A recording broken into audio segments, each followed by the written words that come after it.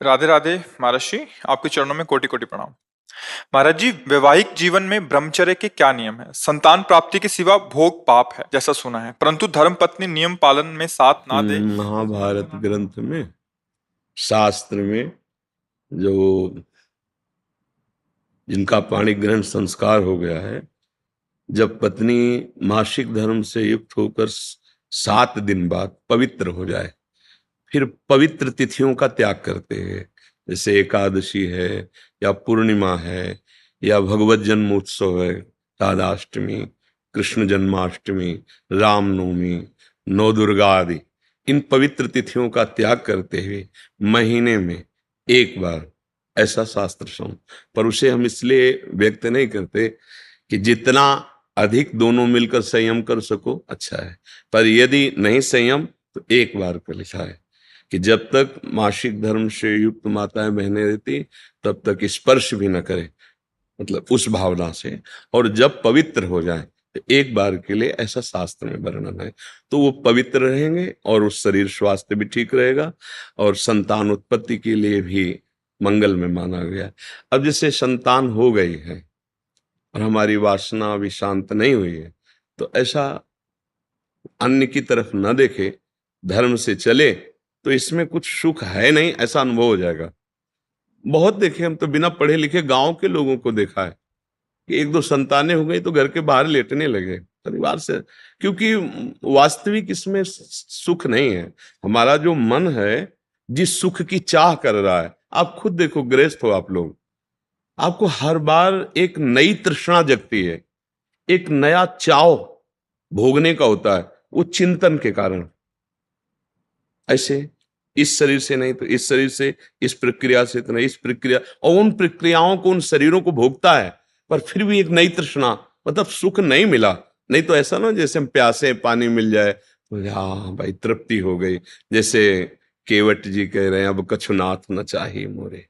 तो हमारा जो मन सुख मांग रहा है, वास्तविक वो सुख निरंतर वाला मांग रहा है, जिसमें दुख का लेश न हो और आनंद ही आनंद हो। अब हमारा ज्ञान के कारण चिंतन बदल गया, हम देहाभिमान भाव से हो गए कि मैं पुरुष हूं। अब हमारी मांग 5 ज्ञानेंद्रियों और मन के सहित, मना कष्टान इंद्रियाणी प्रकृति स्थान कर सकती। अब वो प्रकृति से सुख चाहने लगा, हर इंद्रिय अब हमारी प्रकृति भोग में। और इसका नाम भगवान ने गीता में रखा है दुखालयम अशाश्वतम। तो हर भोग का अंतिम परिणाम खाली हाथ, अशांति और भारी भोग तृष्णा। जो जितना भोगता है उतना ही कामी होता जाता है। जैसे आग में घी डालते रहो तो बढ़ेगी ना, ऐसे भोग तृष्णा है। तो अपनी भोग तृष्णा हम पूरी त्याग नहीं सकते, इसलिए हमारे को प्रवृत्ति मार्ग मिला है, गृहस्थ धर्म, पाणिग्रहण संस्कार, धर्म पूर्वक पत्नी को स्वीकार करके दोनों एक दूसरे की मनोवृत्तियों को मिलान करें, धर्मयुक्त, अर्थात एक दूसरे से प्रेम बनाए हुए आजीवन, अन्य दूसरे का कैसी भाव से। तो जितना अधर्माचरण होगा उतनी वासना बढ़ती चली जाएगी, और जितना धर्माचरण होगा तो धर्म के प्रभाव से वासना शांत होती चली जाएगी। तो इसीलिए व्रत नियम लगा दिया गया कि आपने जो पाणी ग्रहण किया है बस उसमें, और उसमें भी 1 महीने में एक बार, जो हमने शास्त्रों में पढ़ा कि मासिक धर्म के 7 दिन, 7-8 दिन तक बिल्कुल नहीं, और जब वो पवित्र हो जाए तब फिर ऐसा करें। ऐसा अभी परसों ही वो चीजें हम सुनाते इसलिए नहीं है कि भ्रष्टाचार बढ़ा हुआ, कौन धर्म की बात मानेगा। गर्लफ्रेंड बॉयफ्रेंड, आज ब्रेकअप दूसरे के साथ, फिर कल उससे, ये क्या है, ये क्या है? ये संस्कार है हमारी नई पीढ़ी के। इस पर इसलिए हमारा बिल्कुल, हमारा हृदय जल जाता है। आप लोग क्या कर रहे हो अपने जीवन के साथ? खिलवाड़ कर रहे हो। जब तुम ऐसे हो फिर पाणी ग्रहण करोगे तो तुम्हें प्रीति होगी अपने पति से, तुम्हें प्रीति होगी अपनी पत्नी से, तुम्हारा भाव बनेगा? बिल्कुल नहीं बनेगा। पूरी गृहस्थी चौपट, पूरा हमारा जीवन चौपट हो जाएगा। नई नई चाट लग गई है।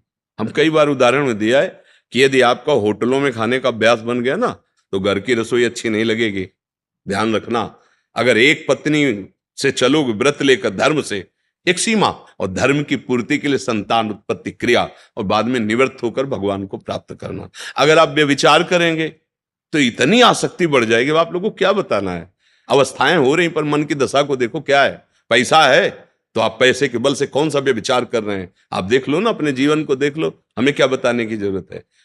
क्योंकि हम तो शास्त्र के इशारे को देखते हैं कि अगर मन भगवान में नहीं लगा तो तुम चाहे 90 वर्ष के हो, वही मन मांगेगा जो जीवन भर मांगा है। तुम्हारी वासना तुम्हें जलाएगी, भ्रष्ट करेगी, नीचे गिराएगी। इसलिए भाई अब हमारा तो इस विषय में बोलने की हिम्मत ही नहीं रह गई है। हिम्मत तो तब हो ना जब आपके आचरण पवित्र हो। 20-25 तक पहुंचते पहुंचते आपने अपना सर्वनाश कर दिया अन्य क्रियाओं से, अन्य वासनाओं से। कैसे बताए, कैसे बताए, कैसे तुम पवित्र होगे, कैसे तुम्हारा जीवन पवित्र, कैसे गृहस्थ धर्म तुम्हारा वो अपनी तरफ, आप अपनी तरफ, ये गृहस्थी है। अरे दोनों एक, चाहे दुख आवे चाहे सुख आवे, बाहु से बाहु मिला करके आगे बढ़ते हुए धर्म पूर्वक, तो संतानें पवित्र उत्पन्न होंगी, समाज में आप सुख वर्धन करने वाले बनेंगे। नहीं आपस में एक दूसरे से विरोध होगा और फिर तो बच्चा समय तो ऐसा आ रहा है कि अब धर्म ग्रंथों में जो लिखा हुआ वो लिखा हुआ ही केवल है। विदुर जी महाराज के वचन है कि जब स्त्री मासिक धर्म से पवित्र हो जाए तब पुरुष संतानोत्पत्ति की भावना से, अब मान लो संतानोत्पत्ति नहीं चाहिए, अब वासना है, तो अन्य जगह जाने की जरूरत नहीं है। आपने धर्म पूर्वक दोनों ने स्वीकार किया है, वहां कोई पाप नहीं होगा। अन्य जगह पाप हो जाएगा, अन्य जगह बुद्धि भ्रष्ट हो जाएगी। और अगर दोनों मिलकर धीरे धीरे इसके रहस्य को जान जाओ, किसमें सुख नहीं, अंतराय बढ़ाते चले जाओ, तो दोनों महात्मा हो जाओगे, दोनों भगवत प्राप्ति के योग्य हो जाओगे। ऐसे चला है। देखो प्रीति में सुख है,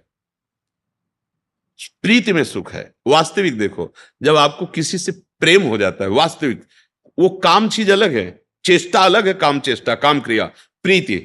तो प्रीति में उसके दर्शन से, संभाषण से, उसको खिलाने से, पिलाने से, उसको सुख देने से एक हृदय में विशेष आनंद आता है। अपने प्यारे को सुखी देख करके एक सुख आता। अब यहां क्या है, अपने प्यारे से प्यार नहीं है, स्वार्थ खेल रहा है, वासना खेल रही है। आप देखो ना, नहीं ऐसा नहीं हुआ है। अगर ऐसा भी हुआ है कि पाणी ग्रहण संस्कार हो गया, फिर पति के पैर टूट गए या किसी तरह, तो पूरे जीवन तन मन से वो उसको सहयोग किया है और लोकों पर विजय प्राप्त की, पुण्य लोकों पर विजय प्राप्त। अब क्या आप स्वस्थ हो, आपके पास अगर उनकी मनोकामना पूर्ण करने लायक अर्थ नहीं तो वो आपकी नहीं, वो आपकी मनोकामना के विपरीत है तो वो आपकी नहीं। ये कोई प्रेम है, ये कोई धर्म है, ये कोई बाजार की वस्तु है। आज का समाज भगवान बचावे, हमारी मति गति के तो परे है, पर आप सब हमारे घर के हैं, आप हमारी आत्मा हैं, इसलिए हम सलाह देते हैं, जो हुआ सो हुआ, अब सुधार लो। ऐसे आचरणों से किसी को ना यहाँ शांति मिलेगी ना परलोक में शांति मिलेगी, बिल्कुल नहीं। ये सब अधर्माचरण है। धर्म पूर्वक चलोगे तो निश्चित जो एक योगी को परमात्मा मिलता है वही आपको मिल जाएगा, क्योंकि आपका मार्ग प्रवृत्ति मार्ग है। धर्म पूर्वक पाणी ग्रहण संस्कार करो, अतिथि सेवा, साधु सेवा, परिवार सेवा, समाज सेवा, देश सेवा करते हुए भगवत प्राप्त हो। दोनों की बात है, लक्ष्य दोनों का भगवत प्राप्ति, मंगल है, धर्म है। तो अपने अपने धर्म से चला जाए तो आज भी शांति